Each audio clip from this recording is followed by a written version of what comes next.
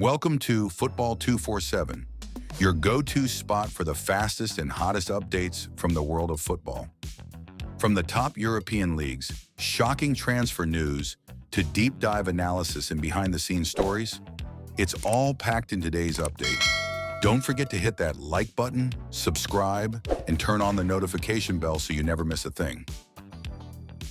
Manchester United awaits return of two key players for Tottenham clash. Amorim backtracks on resignation. With only 1 week left, Manchester United is set to play in the Europa League final, the most important match of the season for the Red Devils. A victory would not only bring them a trophy, but also secure a spot in next season's Champions League, saving them from a trophyless campaign. However, Manchester United is currently facing a personnel crisis. In the team's most recent training session at Old Trafford, both central defenders Euro and De Ligt were absent due to injuries and have yet to recover. Euro sustained an injury in United's 0-2 loss to West Ham in match week 36 of the Premier League last weekend. Meanwhile, De Ligt remains sidelined after picking up an injury during the defeat to Brentford in early May. Coach Ruben Amorim admitted that it would be difficult for both players to feature against Chelsea in match week 37 of the Premier League, 2:15 a.m. May 17. And their availability for the Europa League final against Tottenham remains uncertain. I'm not sure if they'll be ready for the Europa League final. We'll do our best to get them back because that game is crucial. As for the upcoming match against Chelsea, I don't think Euro or De Ligt will be able to play, said Amorim. Right back Diogo Dalot has resumed training, but is still limited to individual workouts and not yet able to train at full intensity with the squad. Amorim commented on the condition of the Portuguese defender. Dalot still doesn't look ready. I don't want to take any risks with him. Playing him against Chelsea could result in a serious injury, which would create even bigger problems. We can't allow that to happen. Recently, Amorim had stated that he was willing to resign if things didn't improve at Manchester United. However, in his latest statement, the Portuguese coach backtracked on that stance. I have no intention of quitting. I have a clear vision of what needs to be done at Manchester United, and I understand the team's issues well. Since I arrived, I've always spoken about standards. I can't stay silent when the club is underperforming, especially in the Premier League. What I meant was that we need to improve. If not, MU's board will replace us. That's just normal in football. Clearly, with Manchester United struggling to reclaim their status as a top club, the pressure on Amorim is immense. Winning the Europa League has become a must to lay the foundation for a stronger comeback next season. If the Red Devils lose the final against Tottenham, fans may struggle to imagine just how grim the future could become for Amorim and his squad. Al Hilal going all in for Fernandes with massive offer, Manchester United seriously worried. The summer 2025 transfer window is just around the corner, and top clubs are racing to strengthen their squads ahead of the FIFA Club World Cup. One of the biggest moves stirring things up? Al Hilal and the Saudi Giants are making a bold play for Bruno Fernandes from Manchester United. Reports from both England and Saudi Arabia say this isn't just a wild rumor, it's a real possibility.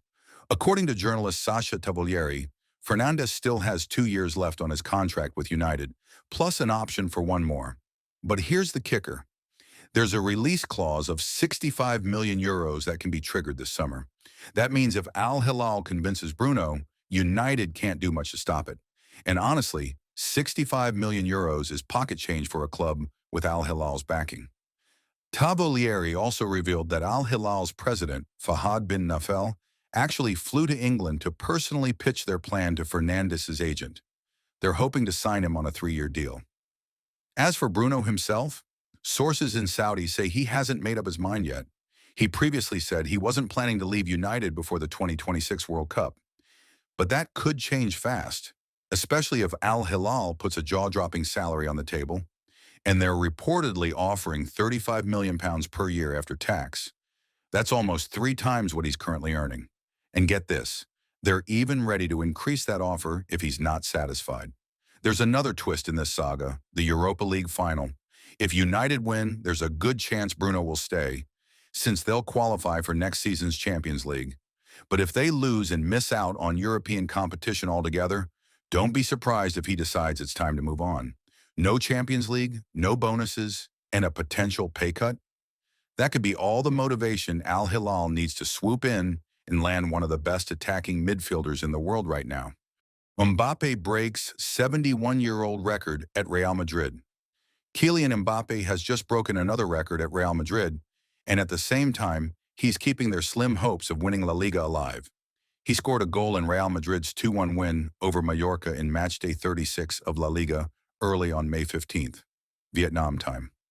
That goal took him past the legendary Alfredo Di Stefano's record from 71 years ago, making Mbappe the player with the most goals in a La Liga season during their debut year at Real Madrid, with 28 goals. Di Stefano, the Argentine legend, had scored 27 league goals back in the 1953-54 season after joining Madrid from Millonarios. Over his 11 years at the club, Di Stefano netted 308 goals in 396 appearances for Los Blancos. Only Cristiano Ronaldo, Karim Benzema, and Raul have scored more goals than Di Stefano in a Real Madrid shirt. Mbappe's latest goal brought his La Liga total to 28 and his overall tally this season to 40 goals in 53 games since joining from Paris Saint-Germain. He's also broken a 32-year-old record held by Ivan Zamorano for the most goals in all competitions during a player's first season at the club, even beating Ronaldo Nazario's debut season, where the Portuguese star scored 33 goals after arriving from Manchester United in 2009-10. That win over Mallorca means Barcelona still can't celebrate the title just yet. The gap between the two teams has narrowed to 4 points, with 2 games left to play.